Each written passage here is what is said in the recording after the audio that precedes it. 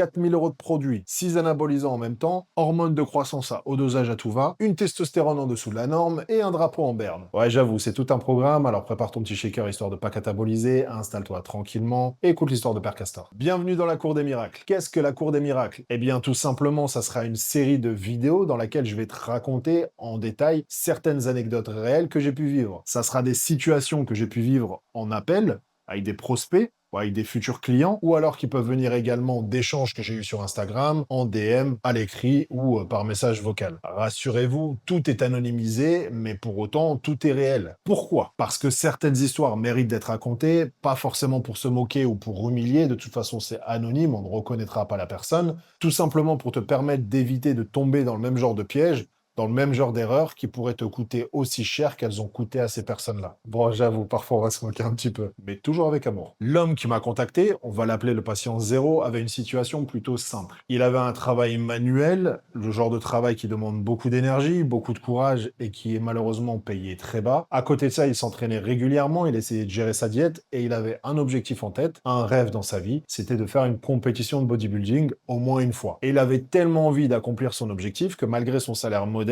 il avait choisi, et il était motivé et déterminé à investir de l'argent sur sa préparation pour pouvoir atteindre cet objectif. Alors, je suis le premier à dire qu'il faut investir de l'argent sur soi dans la vie. Là, pour le coup, il aurait mieux fait d'économiser. Mais ses intentions, elles étaient louables. On peut pas lui retirer ça. Mais le problème qui a fait que tout est parti en vrille, c'est qu'il a décidé de confier sa préparation pour sa compétition au fameux mec de la salle. Vous le connaissez tous, ce fameux mec de la salle. Il y en a toujours un dans toutes les salles qui existent. C'est le mec qui vient à la salle pendant 4 heures, mais il s'entraîne pas, il passe son temps à accoster les gens à droite à gauche, alors raconter son CV, qui connaît un tel, qu'il aurait voulu être bodybuilder, ou qu'avant il benchait 250 kilos. Bref, le baratineur par excellence, et on le voit plus souvent en train d'emmerder les gens pendant leur série que lui-même en train de s'entraîner. Et après s'être fait copieusement baratiner par ce fameux mec de la salle, il a décidé de lui confier son argent, sa santé, et sa préparation pour la compétition. Et là, accroche-toi, pour un tout premier protocole chez une personne qui n'a jamais pris de stéroïdes anabolisants, le protocole en question comprenait, alors je mets mes petites lunettes parce que tout est noté là, 6 putains d'anabolisants en même temps. Ça passe de la testostérone, Masteron, Primobolan, Trenbolone, Dianabol, Proviron, et comme le gâteau à la merde n'était pas assez consistant, il lui a fait un petit nappage à base d'hormones de croissance, entre 8 et 10 unités tous les soirs. Bon, je retire mes lunettes parce qu'elles sont dégueulasses, je vois que dalle. C'est le petit côté Pascal Pro. Et tu te doutes bien qu'un tel protocole a un coût, mais que le mec de la salle avait bien anticipé le délire. Il proposait gentiment de lui fournir l'intégralité des produits. Budget total, 4000 € de produits pour l'année, payé cash en avance. C'est pas genre avant chaque cure il achetait ce qui lui était nécessaire. Non, pas du tout. Il lui a acheté en one shot la totalité des produits pour l'intégralité des cures de l'année. 4000 € pour une année de produits achetés auprès du fameux mec de la salle. Alors là, je vais nous laisser une petite minute de silence pour pouvoir méditer tout ça.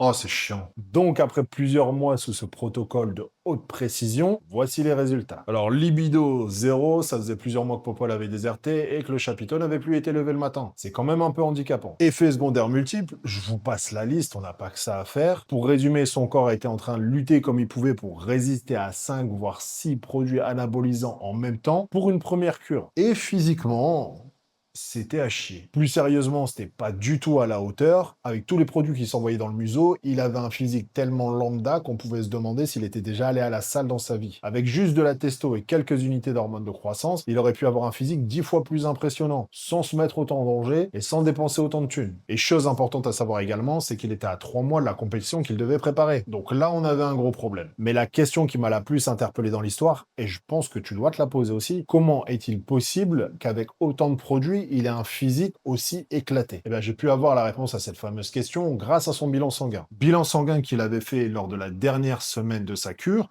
donc encore sous testostérone et anabolisant. Eh bien, devine dans quel état était sa testo totale et sa testo libre. Largement en dessous de la norme. Et là, je suis pas en train de te dire qu'elle était dans la norme basse. Non, elle était en dessous de la norme. Il avait le taux de testostérone d'un vieux de 90 ans. Et là, est-ce que tu percutes? Comment est-il possible d'avoir un taux de testostérone aussi bas en étant sous testostérone exogène? Normalement, sous testo exogène, ton taux est censé exploser, pas l'inverse. C'est le principe de base, c'est le b.a.-ba de la chose. Alors, comment expliquer que ça soit totalement l'inverse? Eh bien là, en bon infirmier que je suis, j'ai établi 2 hypothèses possibles. La première était qu'il était tellement maladroit que lors des injections, il se trompait et il injectait dans le fiac du voisin. La deuxième était que ces produits étaient contrefaits et qu'il s'injectait de l'huile d'olive. Alors, je sais pas toi, quel est ton avis là-dessus, moi j'ai plutôt penché sur la deuxième hypothèse, les produits contrefaits. Et là, on a un problème qui reste très récurrent dans les stéroïdes anabolisants, beaucoup plus fréquent que les gens ne croient, sont les contrefaits façon les produits qui sont sous-dosés ou même parfois qui sont surdosés. Il n'est pas rare d'avoir des laboratoires qui, pour certaines raisons, pour pouvoir vanter les effets de leurs produits, la qualité de leurs produits, vont surdoser leurs produits. Par exemple, la testostérone dosée à 250 mg par ml pourrait être plus dosée. Comme ça, les gens, ils ont l'impression que le produit est de meilleure qualité. Du clenbutérol peut être surdosé pour donner l'impression que le produit est super efficace. Le problème quand certains laboratoires clandestins surdosent des produits sensibles comme le clenbutérol pour donner l'impression que leurs produits sont de meilleure qualité, c'est qu'ils vont faire encourir un risque mortel pour le consommateur. Eh bien oui, si tu prends un comprimé de 40 microgrammes qui s'avère au final être dosé à 80 microgrammes, c'est du simple au double. Et l'effet peut être ravageur. Ça, c'est dans le cas de l'excès. Mais on peut aussi avoir des situations où c'est l'inverse, où les produits sont coupés bon nombre de fois, parfois par les intermédiaires ou autres, où les huiles sont de mauvaise qualité. Bref, il y a plein de choses qui peuvent rentrer en ligne de compte. Mais on se retrouve aussi avec des laboratoires qui, parfois, sur certains lots, sous-dosent, voire même vendent que de l'huile sans aucun principe actif. D'où l'importance de ne jamais acheter en lot aussi important comme lui l'a fait, parce que si vous tombez sur un lot défectueux, c'est tout votre argent que vous avez jeté par la fenêtre. Mieux vaut acheter des quantités moindres, comme ça au moins si vous voyez que le produit est de mauvaise qualité ou qu'il y a une intolérance, vous n'allez pas gaspiller un max de thunes. Bref, c'est dans ce contexte que le patient zéro me contacte et on fait un appel de 2 heures. 2 heures durant lesquelles j'essaie de démêler les infos, à m'y retrouver entre les produits, les cures, la chronologie, bref, c'est un bordel pas possible. Et surtout 2 heures durant laquelle j'ai fait preuve d'une patience extraordinaire, et Dieu sait si je suis quelqu'un d'impatient, et d'une pédagogie à toute épreuve. Le but était de lui faire comprendre et conscientiser que le protocole qu'il avait mis en place était catastrophique, que la personne en qui il avait placé sa confiance n'était absolument pas fiable, et qu'il était en train de totalement saccager sa santé. Je tiens à préciser qu'il avait enchaîné 3 cycles avec des périodes de repos entre chaque, heureusement, sauf que quand c'est comme ça, il y a 2 façons de faire. Quand vous savez que vous allez enchaîner des cycles à l'année, souvent on met en place ce qu'on appelle un blast and cruise. C'est-à-dire que vous allez enchaîner un cycle de 10, 12 ou 16 semaines, puis vous allez faire une pause de plusieurs semaines avant de refaire l'autre cycle. Et bien pendant cette période de pause, vous ne faites pas de relance, vous partez sur une TRT. Ça évite qu'entre chaque cycle, et donc plusieurs fois dans l'année, vous mettiez votre système hormonal dans le dur en le relançant de façon chimique. Et bien lui, dans son suivi, avec le mec de la salle, avait opté pour une 3e solution. On arrête le cycle, on ne relance pas, on fait rien, et on reprend un mois plus tard. C'est le summum de la catastrophe. Alors durant l'appel, j'entends qu'il est réceptif à mes arguments, à mes explications, il me pose des questions, je lui apporte les réponses nécessaires, et il comprend, il valide, il acquiesce, il réalise effectivement qu'il a fait de mauvais choix, et qu'il a encore temps, avant qu'il soit trop tard, de rectifier la manœuvre. Et lorsqu'on arrive à la fin de l'appel, et que je lui propose de partir sur un suivi ensemble, afin de tout réguler son système hormonal, de refaire les choses proprement, et d'arrêter le carnage, quelle a été sa réponse à ton avis? Eh bien sa réponse, je vais te la donner mot pour mot, exactement ce qu'il m'a dit. Oui, tu as raison, mais j'ai acheté 4000 € de produits, je vais pas les jeter à la poubelle, donc je vais aller jusqu'au bout du protocole, je vais voir ce que ça donne, et si jamais je vois que ça part trop en vrille, dans ce cas-là, je te recontacte pour que tu répares la situation. Il a les produits, il les a achetés, il va continuer. Même si son bilan sanguin clignote tellement qu'on soit à Las Vegas, même si moi, en tant qu'infirmier, je l'informe sur les risques qui courent, peu importe, il poursuit parce qu'il a payé. Et ça, c'est un comportement très intéressant à décortiquer. Et comme quoi, je vais pas dire que des conneries. Il a décidé de continuer dans son bourbier, non pas parce qu'il était stupide ou totalement teubé, mais parce qu'il n'était pas en capacité d'entendre réellement. Il faut savoir qu'il y a des gens qu'on ne peut pas aider. Et encore une fois, c'est pas parce qu'ils sont stupides, mais parce qu'ils se sont trop investis dans leurs erreurs pour pouvoir l'admettre et faire demi-tour. C'est ce qu'on appelle le biais des coûts irrécupérables. J'ai payé, donc même si au fond de moi je sais que c'est de la merde, je vais aller jusqu'au bout. C'est l'un des pièges mentaux les plus destructeurs qui puissent exister. En gros, vous êtes enfermé dans une boucle d'échecs, vous savez très bien que c'est une erreur, vous savez très bien que ça va mal se finir, mais comme vous avez investi soit du temps, soit de l'énergie, soit de l'argent, vous refusez de l'admettre et de faire demi-tour. Alors cette histoire, elle peut prêter à sourire, mais en même temps, je la trouve quand même infiniment triste. Parce qu'à la base, c'est l'histoire d'un mec qui avait un rêve, qui voulait juste progresser, qui a investi sur lui, malgré sa situation modeste, son travail très fatigant et le peu d'argent qu'il avait de côté. Du coup, il a investi le peu d'économies qu'il avait pour atteindre son objectif. Malheureusement, il a fait confiance à la mauvaise personne et il en paye les conséquences aujourd'hui. Et encore pire, si on fait le bilan, on se rend compte qu'il a tout perdu. Ses économies, donc 4000 €, sa santé et le rêve qu'il voulait accomplir. Et l'histoire de ce patient zéro permet de tirer 3 leçons. Ne fais pas confiance aux mecs de la salle. Ces mecs qui savent tout sur tout, qui connaissent tout, qui ont tout vécu, qui ont un CV long comme le bras, mais que t'as jamais vu réellement s'entraîner. Les mecs qui ont le plus de connaissances et d'expérience à la salle, souvent sont les plus discrets. C'est ceux qui viennent, qui s'entraînent, qui parlent peu, qui sont fermés, qui sont focus sur leur séance, et une fois qu'elle est terminée, prennent leur sac, rentrent chez eux. Et bien souvent, ce genre d'habitué-là est dur d'accès. Donc si t'as réellement des conseils à demander à quelqu'un, repère ce mec ou ces mecs à la salle, sois humble, poli, correct, respectueux, et n'hésite pas à lui poser des questions. Je pense que c'est avec grand plaisir qu'il partagera ses connaissances. La deuxième leçon à tirer, c'est de toujours faire attention aux produits qu'on achète. N'achetez pas en grande quantité, on sait jamais si vous tombez sur un lot défectueux, ça sera de l'argent jeté par les fenêtres, même si on n'est jamais à l'abri d'un lot foireux venant d'un laboratoire réputé. Et la troisième leçon, qui pour moi est la plus importante, c'est le fameux biais des coûts irrécupérables. Ce que tu as déjà dépensé ne justifie pas que tu t'entêtes à avancer sur le mauvais chemin. L'argent est parti, c'est pas grave, c'est de l'argent, même si c'est dur à entendre, il finira par revenir. Mais s'entêter sur ce mauvais chemin, c'est dépenser ton capital santé, et ça, malheureusement, le capital santé, contrairement à l'argent,